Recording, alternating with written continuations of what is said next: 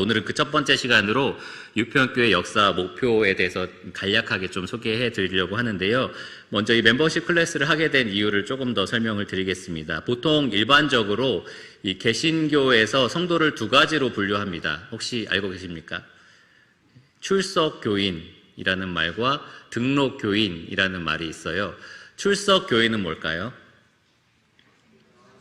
예. 따로 이 교회에 등록하지 않고 한마디로 멤버가 되지 않은 상태로 왔다 갔다 이렇게 출석을 하는 사람을 의미합니다.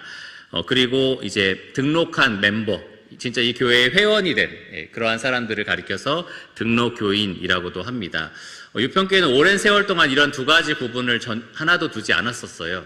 이 교회에 오게 되면 당연히 출석하는 거고 당연히 우리 멤버 중에 한 사람이다라고 간주를 했었습니다.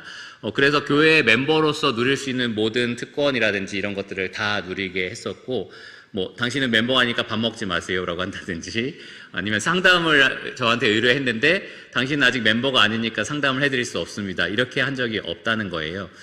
그리고 또 성도로서 또 반대로는 의무에 대해서도 우리가 당신은 아직 멤버가 아니니까 설거지 하지 마세요, 이런 식으로 한 적이 없다는 겁니다. 물론 더해진 지 얼마 안 됐을 때는 약간의 유예 기간을 두지만 우리가 교회에 출석하면 당연히 멤버가 된다라고 간주를 했고요. 그리고 멤버가 되면 교회의 모든 특권을 함께 누릴 수 있도록, 또 교회의 모든 의무를 함께 이행할 수 있도록 우리가 권면을 해왔습니다. 그런데 과거에 비해서 성도들이 다양하게 더해지기 시작했고요. 그리고 더 많이 더해지기 시작하면서 전체적으로 규모가 커졌습니다. 그러면서 이제 조금 애매한 부분들이 생기기 시작한 거죠. 이 사람이 우리 교회 성도이기 때문에 도와야 되는 상황이냐 아니냐, 이런 것들로 좀 많이 고민하게 되는 그러한 일들이 늘어가고 있고요. 또 성도들도 이 교회에 오면서 어떤 성도는 옛날에 그렇지 않았거든요. 옛날에 더해지면 무조건 내 교회라고 생각하면서 주인의식을 갖고 막 이렇게 교회에서 봉사도 하고 함께 섬기기도 하고 그랬었는데, 언제부턴가는 이제 좀 교회 규모가 있어지면서 출석하면서 여러 가지 누리지만 뭐 여러 가지 의무에서는 해방되는 그러한 성도들도 이제 생기기 시작한 거죠. 그래서 이러한 상황을 계속 지켜보고 놔두는 것도 그 사람을 위해서도 또 교회 전체를 위해서도 옳지 않다라는 생각이 들어서요. 확실하게 이 교회의 멤버가 된다는 것의 의미를 가르칠 필요가 생겼고요. 또 교회의 특권과 의무를 부여할 대상이 누군지 정확하게 규정해야 되는 그러한 필요도 생겼습니다. 제가 이 멤버십 클래스가 있다라는 것을 처음 알게 된 것은 이 그레이스 커뮤니티 교회에 공부하러 가서 그 마스터스 신학교에 가서 공부할 때에 그레이스 커뮤니티 교회라는 곳을 다녔는데요. 한 5년 정도 출석하면서 실제로 종혁 형제도 그렇고 저희 모두가 다 이 멤버십 클래스를 듣기도 했었습니다. 근데 왜 이런 멤버십 클래스가 왜 있어야 되나라는 생각을 그 클래스를 듣는 중에서도 저는 생각을 했었는데, 첫 번째로는 이 그레이스 커뮤니티 교회가 큰 소송에 걸려 있었어요. 그래서 많은 피해를 봤습니다. 왜냐하면 이 교회에 더해진 성도를 상담을 했었는데 어떤 문제가 생겼고, 그러니까 그 성도에 믿지 않는 이 가족들이 이 교회가 함부로 상담을 했다라는 식으로 고소를 한 거죠. 그래서 교회가 정말로 큰 피해를 봤던 그런 역사가 있었습니다. 그래서 그 그레이스 교회도 그때 멤버십의 중요성에 대해서 한번 크게 깨달았다라고 하더라고요. 성도와 교회 간에 우리가 서로 상담할 수 있다, 요청하면 상담할 권리가 있다라는 이 협약이 있었다면은 전혀 문제가 되지 않았을 일인데, 그러지 않았기 때문에 큰 문제로 이렇게 번졌던 일이 있었습니다. 저희도 갈수록 이 종교에 대해서 조금씩 법들이 많이 구체화되면서 그런 날이 올 수도 있어요. 우리가 뭔가 호의를 가지고 선의를 베풀기 위해서 무언가를 했는데 이 상대방이 그런 식으로 이렇게 고소를 하거나 하는 일들이 있을 수 있습니다. 그래서 멤버가 되면 이런 것들에 내가 동의합니다 라는 그러한 일들이 우리에게도 필요하게 됐다라는 거고요. 두 번째로는 제가 실제로 멤버십 클래스를 들으면서 이 교회에 더해졌을 때 교회가 이렇게 당신이 우리와 한 멤버가 된다는 것이 이런 의미가 있습니다, 그리고 우리는 이런 교회입니다 라고 설명해 주는 시간이 너무 귀하다라는 생각을 하게 되었습니다. 한 하루 정도 이 클래스를 듣고 나서 저녁 집회 시간에 성도들이 다 앉아있는 자리 앞으로 나오라고 해서 일렬로 서게 되는데요. 그러면 이 목사님이 앞에서 얘기를 해요. 이제 이 사람들을 대표로 얘기하는 거죠. 나는 이 교회 멤버가 되어서 앞으로 이렇게 하겠습니다 라고 하면은 다 거기에 아멘으로 화답을 하고, 또 목사님이 다른 성도들, 여기 앉아있는 모든 성도들을 대신해서 나는 이 성도들을 우리의 멤버로 받아들여서 앞으로 이렇게 대하겠습니다 라고 얘기를 하면 또 다 같이 아멘으로 화답하는 그러한 귀한 시간이 있었습니다. 그래서 이렇게 그냥 교회에 어느 날부터 오게 돼서 저 사람 누구래 이런 식으로 더해지는 것이 아니라 이 교회가 어떤 교회인지 알려주고 또 함께 한 성도로 받아들이는 그러한 귀한 시간들이 있으면 좋겠다라는 생각을 하게 됐습니다. 그래서 7, 8월에 제가 그것을 좀 해보려고 하는데요. 이미 이 유평교회에 어떻게 보면 출석 교인이자 등록 교인으로 계시는 여러분들도 내가 지금 어떤 마음으로 이 교회를 다니고 있는지, 어떻게 주인의식을 가지고 이 교회를 다니고 있는지 또 이미 알고 계시겠지만 이 교회가 믿고 있고 중요하게 여기는 것이 무엇인지를 진지하게 한번 생각해 보시기 바랍니다. 가끔 뭐 핸드폰 이런 데서 저한테 연락이 올 때가 있는데 뭐 이런 것에 내가 동의를 했다는 거예요. 그래서 나 이거에 동의한 적이 없는데 라고 했는데 알고 보니까 제가 전체 동의를 눌러서 알지도 못한 거에 동의가 되어 있더라고요. 그래서 여러분들이 이 유평교회의 한 지체가 되었다라는 것의 의미를 앞으로 좀 설명을 드리면 내가 저기에 동의를 한 거고 그럼 내가 저거에 성실하게 충성을 다해야겠구나 이렇게 다시 한번 재확인하는 시간이 되셨으면 좋겠습니다. 혹시나 나는 저거 동의 못해, 나는 못하겠어 이렇게 하시는 분은 안 계시기를 바랍니다. 그래서 이 기존의 유평교회 성도님들에게도 꼭 필요한 시간이라고 생각을 하고요. 앞으로 유평교회 성도님이 될 분들, 그리고 이제 침례받아서 멤버가 되실 분들에게도 꼭 필요한 내용을 이제 다루도록 하겠습니다. 자, 교회 멤버가 된다는 것의 의미를 먼저 잠깐 설명을 드릴 텐데요. 교회의 멤버 혹은 지체가 된다는 것, 그것의 의미는 단순히 내가 다닐 교회를 선택한다라는 것을 넘어섭니다. 그냥 내가 여러 가지 학원을 선택하고 학교를 선택하는 것처럼 내가 앞으로 다닐 교회를 선택해야지 이 정도의 선택 수준을 넘어선다라는 겁니다. 물론 우리가 합당한 이유로 지역교회를 옮길 수는 있어요. 합당한 이유가 있어서 교회를 옮길 수도 있고 그런다고 해서 내가 전체적으로 이 우주적인 그리스도의 몸, 그리스도의 교회에서 벗어나는 것은 아닙니다. 여전히 나는 그리스도의 교회의 지체가 됩니다. 하지만 우리가 한 지역에 있는 이 지역 교회의 지체가 된다는 것, 소속이 된다는 것은 단지 내가 다닐 곳을 선택하는 것이 아니라 내가 한 몸이 될 사람들, 내가 한 가족을 이룰 사람들을 선택한다라는 것을 의미합니다. 그 지역교회와 내가 하나가 된다, 한 가족이 된다라는 거죠. 여러분 지금 가족별로 여기 참석하고 계신 분들도 계실 텐데요. 나는 가족이 마음에 안 들어서 다음 주부터 여기에서 탈퇴하겠다라고 생각하시는 분 계신가요? 안 계시죠? 예. 탈퇴하고 싶어도 마음대로 탈퇴할 수 없는 곳이 이 가족이라는 그러한 집단입니다. 마찬가지로 내 몸, 이 한 몸에서 저의 심장 같은 게 나는 네 몸 별로야. 지방이 너무 많아. 나는 그래서 탈퇴해야겠어. 여기 있다가는 건강을 잃겠어. 그러면서 탈퇴해야겠어 하면서 빠져나갈 수 있나요? 예, 그렇게 쉽게 들어왔다 나갔다 할 수 있는 것이 아닙니다. 가족도 마찬가지고요. 몸도 마찬가지입니다. 그런데 성경에서는 교회를 가리켜서 하나님의 집, 하나님의 가정이라고도 부르고요. 또 하나님의 몸, 예수 그리스도의 몸이라고도 부릅니다. 교회의 머리가 그리스도시고요. 그리스도의 몸을 이루는 지체들, 교회를 가리켜서 몸이라고 부릅니다. 그 말은 곧 우리가 뭔가 마음에 들지 않는다고 해서 함부로 나가거나 함부로 방출되거나 혹은 우리가 이렇게 내보내는 탈퇴시키는 그런 것이 아니다라는 겁니다. 한 가족이 되었다라는 것의 의미는 그만큼 끈끈하게 하나가 되었다라는 것을 말해요. 뿐만 아니라 여러분 가족 중에는 가족 구성원 중에 그냥 놀고 먹는 사람이 있나요? 부모님이 돈 벌어다 주면 그냥 나는 집에서 누워서 맨날 게임하고 내가 먹고 싶고 놀고 싶고 하고 싶은 거 다 하면서 계속 나한테 주기만 하시오 이렇게 하는 가족 구성원은 별로 없을 겁니다. 대부분은 각자 자기의 역할이 있어요. 아주 어린 아이들도 보면 쓰레기 분리수거해서 용돈을 받기도 하고 어쨌든 각자 자기가 해야 될 역할이라는 것이 있다라는 겁니다. 학생은 공부를 하고 또 직장인은 일을 하고 그렇게 하면서 이제 각 가정의 이 필요를 위해서 각자가 일을 하고요. 또 가정을 세우고 가정의 유익을 위해서 그렇게 각자 맡은 일들을 합니다. 가족 전체의 유익을 위해서 서로 자기 역할에 충성함으로써 이 가족의 유익을 증진시키는데 헌신한다라는 것을 말하는 거예요. 마찬가지로 교회도 그렇습니다. 어떤 몇 사람 소수가 이 교회를 인도하고 이끌어가는 것이 아니고요. 이 교회 전체가 다 자기 역할에 충성함으로써 이 교회, 그리스도의 몸을 세우는 겁니다. 이 교회 전체의 유익을 끼치는 겁니다. 그렇게 하는데 우리가 다 헌신하겠다라는 마음으로 이렇게 한 몸을 이루게 되었습니다. 그러니까 여러분 좀 기억하셔야 될 것이, 이 하나님께서는 여러분 각 사람을 불러내셨는데요.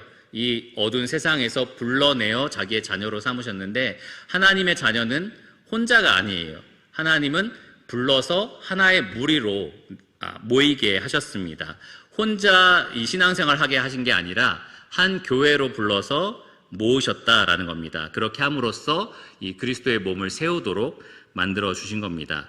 이 멤버십 클래스를 제가 하는 이유도 여기에 있습니다. 여러분이 어느 교회에, 어느 가족에 소속되어 있는지를 말씀드리기 위해서 이 클래스를 하는 거고요.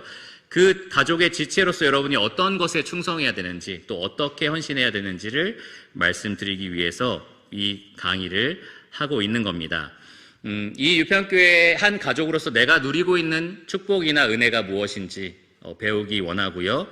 또 내가 나의 역할을 어떻게 충성스럽게 해서 이 교회 전체의 유익을 높일 것인지, 그래서 예수 그리스도를 이 땅 가운데 드러내는 한 교회로서 역할을 다할 것인지 이 시간을 통해서 같이 배우기를 원합니다.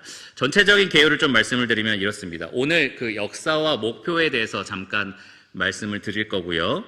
두 번째 시간에는 두 번째 시간이 조금 길어질 것 같은데요. 교리에 대해서, 유평교회가 믿고 있는 바에 대해서 설명을 드리겠습니다. 첫 번째로는 본질적인 진리, 절대 타협할 수 없는 진리들을 간략하게 말씀을 드리고, 그 다음에는 비본질적인 진리, 우리가 중요하다고 여기지만 다른 의견을 가진 사람들도 존중할 수 있는 그러한 교리에 대해서 말씀을 드리겠습니다. 그리고 세 번째로는 실천, 이 교회가 지금 실제로 실천하고 있는 여러 가지 일들이 있어요.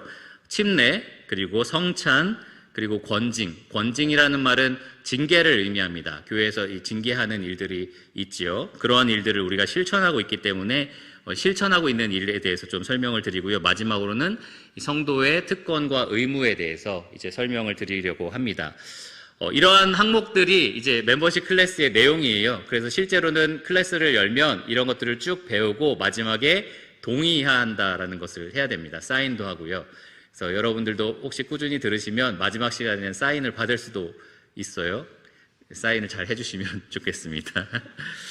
자, 그러면 교회의 역사 시작해 보겠습니다. 네, 사진들 보이시나요? 아주 길게 얘기하진 않을 거고요. 짧게 설명해 드리겠습니다. 교회의 역사에 대해서는 양진호 형제님이라는 분이 쓰신 책이 있어요. 선한목자 출판사에서 2008년에 나온 우리 중에 이루어진 사실이라는 책을 통해서 좀 참고를 했고, 초반에 어떻게 시작됐는지 간략한 역사만 참고를 했습니다. 언제 시작했다고 생각하세요? 여기 나와 있습니다. 네, 65년이라고 되어 있더라고요. 이 65년에 이 맥카피 선교사 분께서 사오동이라고 여기서 멀지 않은 소방학교가 있는 장소인데요. 거기 사오동에 이 선교하는 그 사역지를 세우시고 거기에서 선교 활동을 시작하게 되셨는데, 외국인들이 왔고 또 그 사람한테 영어도 배울 수 있고 하니까 청년들이 많이 거기에 가서 이제 영어도 배우고 또 복음도 듣게 되는 일이 있었다고 해요. 그러니까 이제 그 분들 중에 몇몇 구원받은 사람들이 이 옆에 있는 유평이라는 마을, 이 마을에서 이제 교회를 시작하게 되었습니다. 몇몇 안 되는 청년들이 모이기 시작한 거죠. 그렇게 이제 유평교회가 처음으로 시작되게 되었고요. 그 당시에 여기에는 30호 정도 이 가정들이, 이 집들이 있었다라고 해요. 아주 작은 규모의 마을. 지금도 거의 비슷한 규모인 것 같아요. 그래서 작은 규모로 이제 시작을 했습니다. 그런데 이제 중요한 것은 그 선교사의 믿고 있는 신앙이 이 처음 구원받은 사람들에게 영향을 주잖아요. 만약에 장로교에서 보낸 선교사라면 그 사람의 영향이 있을 거고, 침례교 선교사가 왔다면 그 사람의 영향이 있을 건데, 우리에게 영향을 준, 처음으로 이 교회가 세워지게 된 그 영향을 준 선교사는 이 브래들린이라는 이 그러한 데서 온 선교사였습니다. 우리나라 말로 형제 모임이라고도 하고요, 기독교 형제단이라고도 하고요, 형제회라는 말도 있고 크리스찬 브래들린이라는 말도 있습니다. 아마 여기에서 익숙하신 분들도 많이 계실 거고 뭐 생소하신 분들도 계실 텐데, 그런 브래들린에서 오신 선교사가 이제 처음으로 유평교회가 세워지는데 영향을 줬다라는 겁니다. 간략하게 브래들린이 무엇이냐라고 소개를 드리면, 19세기에 이 종교개혁이 예전에 일어났었잖아요. 근데 19세기에 영국에서 이제 새롭게 일어난 그 교회 부흥 운동에서 이제 생겨난 이 초교파 교회 개혁의 운동의 결과물입니다.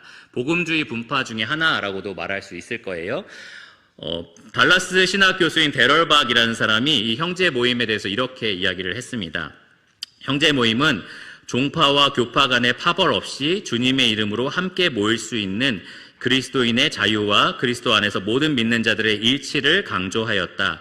이들은 성직자와 평신도를 영국화시키는 안수받은 성직자들의 특수한 직분을 인정하지 않았으며, 대신에 일반 성도들의 영적인 은사와 성령의 인도하심 아래 서로 성경으로 훈계하고 가르칠 수 있는 자유에 강조점을 두고 있었다. 이렇게 분석을 했습니다. 형제교회의 대표적인 인물들로는 뭐 조지 뮬러나 윌리엄 켈러, 뭐 짐 엘리엇 같은 사람이 있고요. 뭐 신학교에서 유명한 FF 브루스 같은 사람이 있습니다. 또 영향받은 인물로는 D.L. 무디나 스코필드 같은 사람도 있어요.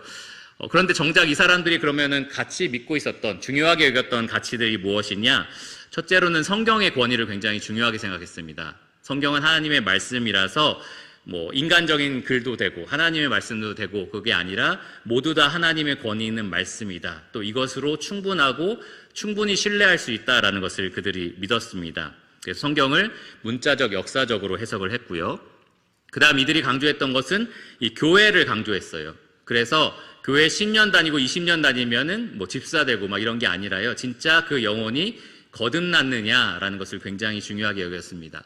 옛날에 장로교 다녔냐, 침례교 다녔냐, 이런 교파를 되게 중요하게 여기지 않았어요. 어느 출신이냐도 중요하게 여기지 않았고요. 오직 참으로 거듭난 신자이냐라는 것을 중요하게 여겼습니다. 교회라는 것은 참으로 거듭난 신자들의 모임이다라고 생각을 했던 거예요.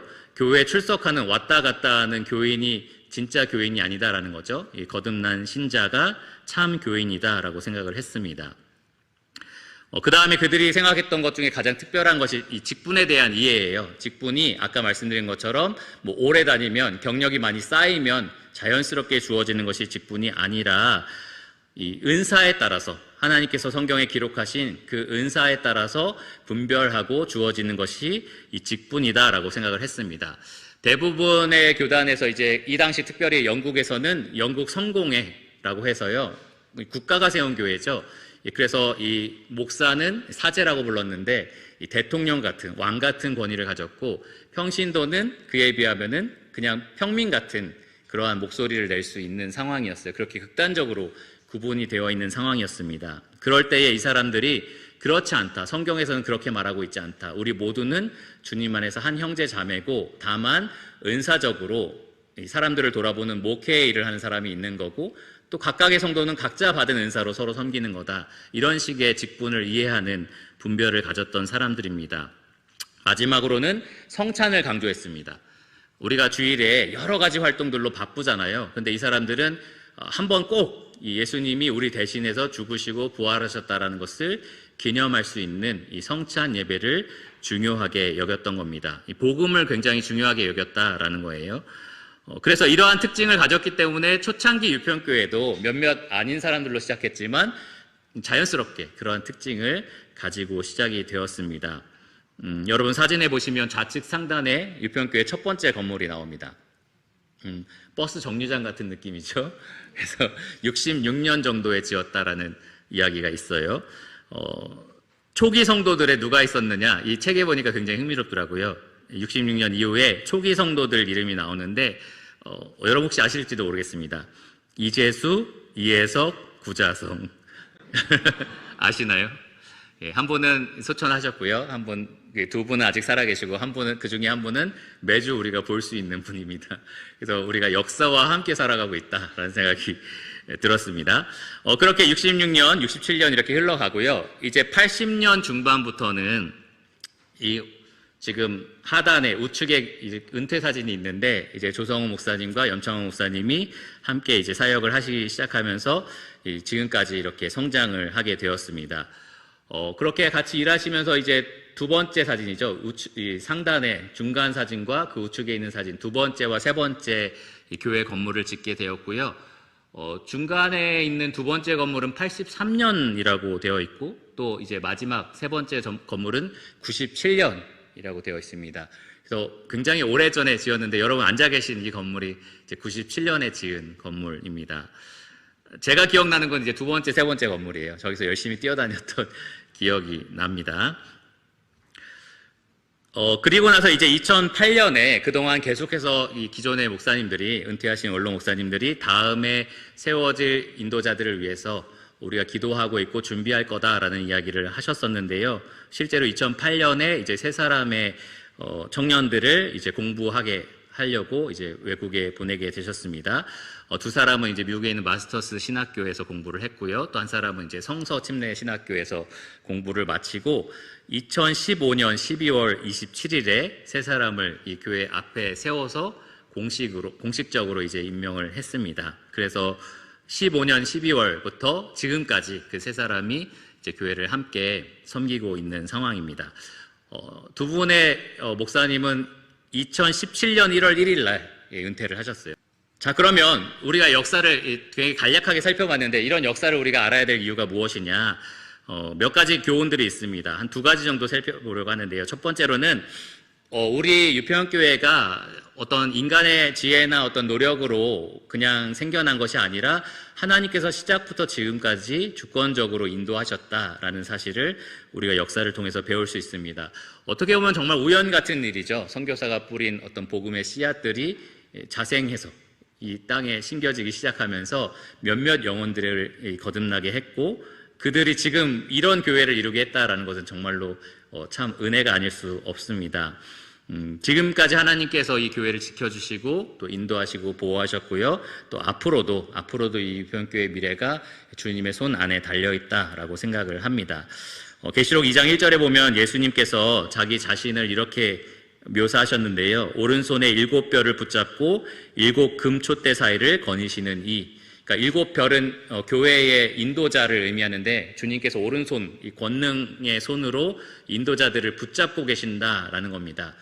제가 가진 지혜나 제가 가진 어떤 능력으로 교회를 인도한다면 하루 만에 무너지고 말 거예요. 근데 주님께서 전능하신 손으로 붙잡고 계시니까, 보호하시니까 교회가 살아있을 수 있는 겁니다. 또한 주님은 7 금촛대, 그러니까 7교회, 아시아 7교회를 가리키는데요. 교회 사이를 거니신다라고 말합니다. 유평교회와 함께하고 계시는 그러한 주님의 모습을 우리가 생각해 볼 수 있습니다. 지금까지의 역사 가운데 주님께서 늘 함께 하셨고요. 또 앞으로의 유평교회 역사 가운데 늘 함께 하실 겁니다. 여러분들이 그 역사를 지금 이루고 계시고요. 또 앞으로 미래도 여러분들이 주님과 함께 만들어 가시기를 바랍니다. 두 번째로는 이 경건하고 아름다운 전통입니다. 우리가 초창기에 심겨진 아름다운 전통들을 지금까지 잘 지켜온 것들이 있어요. 몇 가지 있는데요. 첫 번째로는 이 아까 말씀드린 것처럼 목사는 왕처럼 군림하고 또 성도는 수동적으로 노예처럼 따르는 그러한 교회가 아니다라는 거죠. 처음부터 우리는 그렇지 않았습니다. 우리는 상호 존중하고 각자의 은사를 귀하게 여기는 그러한 교회로 처음부터 시작했고요. 지금까지 그렇게 되고 있습니다. 이 교훈을 통해서 우리가 앞으로도 교회가 누가 세워지든지 왕처럼 군림하고 성도들은 그냥 수동적으로 따르고 그런 교회가 되지 않기를 바랍니다. 우리가 상호 존중하고 또 상호 가진 은사로 서로를 섬기는 그러한 교회가 되기를 원합니다. 두 번째로는 이 목사가 보통은 이 스타 목사라는 게 있어요. 저도 스타 목사가 아닌데 어쨌든 그 목사의 이 이름이 너무나 유명해서 교회도 잘 되고 뭐 여러 가지 영향력도 끼치는 그러한 교회를 말합니다. 그런데 이 유평교회는 그동안 스타 목사가 이끌어온 교회가 아니에요. 목사의 어떤 솔로 플레이로 이루어진 교회가 아니라 성도 전체의 팀 플레이로 지금까지 이루어졌다라고 믿습니다. 그래서 지금까지 그렇게 되었으니까 앞으로도 교회가 전체가 함께 일하는 그러한 교회가 되기를 원합니다. 또 하나 제가 좀 자랑할 수 있는 우리 유평교회의 특징은 옛날부터 지금까지 어떤 사람의 출신이나 배경을 가지고 선입견을 가지지 않았던 것 같아요. 그 사람이 예전에 교수였다, 그 사람이 지금 어떤 직장에 다닌다, 이런 걸 가지고 우리가 직분을 주거나 아니면 그 사람을 되게 막 위해주거나 막 높이 평가하거나 뭐 좋은 자리에 앉으소서라고 하든지 뭐 그렇게 하지 않았다는 거죠. 우리 교회는 의사가 오든지 그냥 의사가 아닌 뭐 평범한 사람이 오든지 모두 다 고무 실내화를 신어야 되는 그러한 교회입니다. 어떤 강사가 아무리 날고 기는 강사가 와도 고무 실내화를 신고 이 자리에 서야 되는 그러한 교회입니다. 그래서 출신이나 배경 이런 것들을 우리가 따지지 않고요. 하나님이 택하신 저 사람 하나님이 구원하신 형제 자매다라고 하면 그 사실 하나로 우리가 사랑하고 서로 연합하는 그러한 교회였고요. 지금까지 그래왔고 또 앞으로도 그렇게 되기를 원합니다. 또한 우리 교회가 지금까지 역사를 통해서 또 배우고 앞으로도 실천해야 될 내용은 우리는 항상 성경의 권위 앞에 무릎을 꿇어왔다라는 거예요. 어떤 목소리 센 사람의 말에 따라서 교회가 휘청거리지 않았고요. 또 다수의 의견이 이렇다 해서 그것을 따르지도 않았습니다. 교회는 성경 말씀이 그러하다라는 것이 분명하게 드러날 때에 그것이 하나님의 권위 있는 말씀이라고 생각하고 그 권위 앞에 철저하게 무릎을 꿇어왔습니다. 앞으로도 그렇습니다. 뭐 대세가 그렇다, 뭐 세상의 유행이 이렇다 그런 것들 좋지 않을 거고요. 항상 하나님 말씀만을 우리가 따르게 될 겁니다. 그 다음에 또 하나 우리 교회는 참 자유가 있어요. 본질에 있어서는 일치할 것을 우리가 요구하지만 비본질에 대해서는 자유를 허락합니다. 서로 의견이 다를 수 있다라고 생각을 하는 거죠. 무조건 내 생각에 다 맞춰야 돼라고 주장하지 않는다라는 겁니다. 특별히 비본질적인 것들에 대해서는 우리가 서로의 의견을 존중하고 또 모든 것에 있어서는 사랑을 실천하는 그러한 교회였고요. 또 앞으로도 그렇게 되기를 바랍니다. 마지막으로 우리는 아까 처음에 말씀드린 것처럼 성찬을 중심으로 복음을 항상 기억하는 교회였는데요.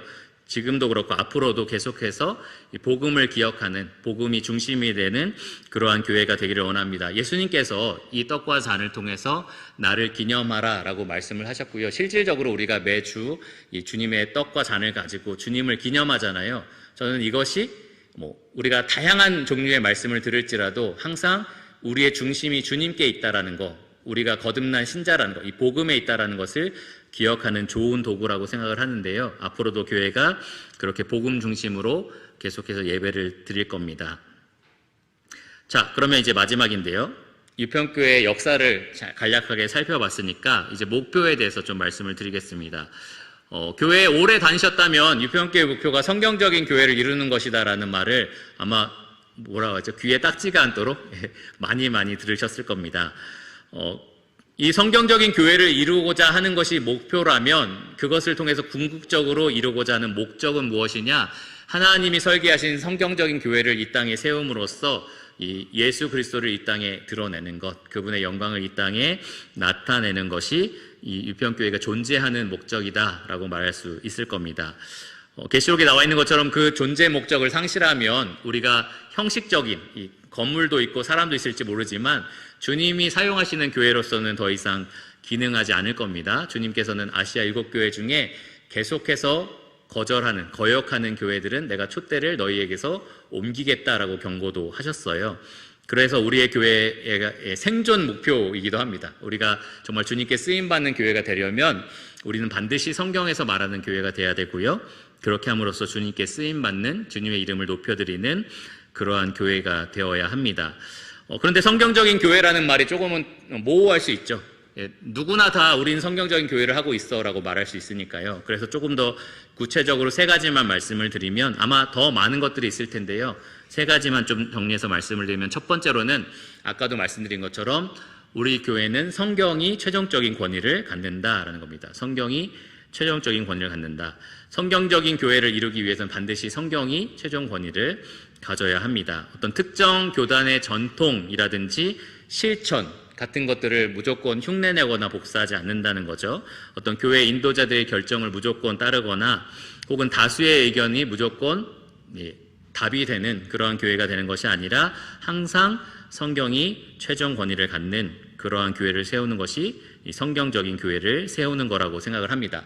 우리 교회가 지금까지 실천해온 여러 가지 전통, 아무리 좋은 것이 있더라도 그 전통이 만약에 성경을 통해서 분별했을 때 아니다라고 생각이 든다면 언제든지 우리는 그 전통을 교정할 수 있다라는 거예요. 성경이 그만큼 최종 권위를 갖기 때문입니다.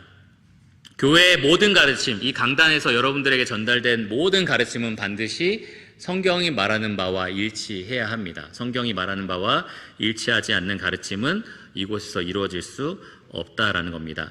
다음 시간부터는 저희가 이제 이 교회가 믿고 있는 본질적인 교리와 비본질적인 교리를 말씀드릴 텐데, 이것이 성경적이다라는 근거도 함께 말씀을 드리도록 하겠습니다. 또한 우리가 이 때를 얻든지 못 얻든지 부지런히 이 성경을 가르치는 그러한 교회가 되기를 원합니다. 그것이 성경적인 교회고요. 또 예수님이 지상 대명령으로 내가 분부한 모든 것을 가르치라 라고 말씀하신 그 명령에 순종하는 교회가 될 수 있을 겁니다. 두 번째는 이제 주님이 교회의 머리가 되신다라는 겁니다. 주님이 교회의 머리가 되신다.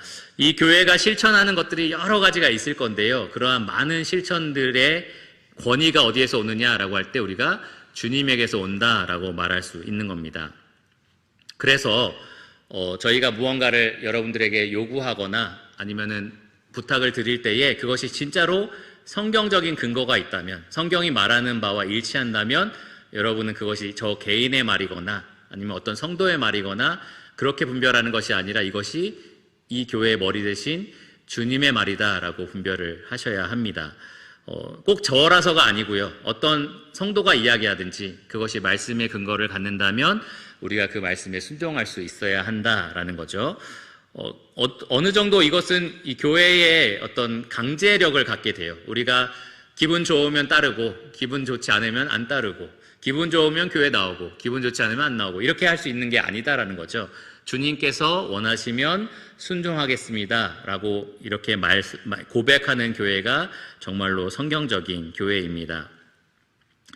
교회가 성경대로 성도에게 요구할 때에 헌신하고 충성할 수 있는 그러한 교회가 되기를 원하고요. 그것을 거부하는 것이 어떤 개인을 거부하는 것이 아니라 이 머리 대신 그리스도를 거부하는 것이다, 불순종하는 것이다 라고 우리가 분명하게 모두 다 알고 있기를 원합니다.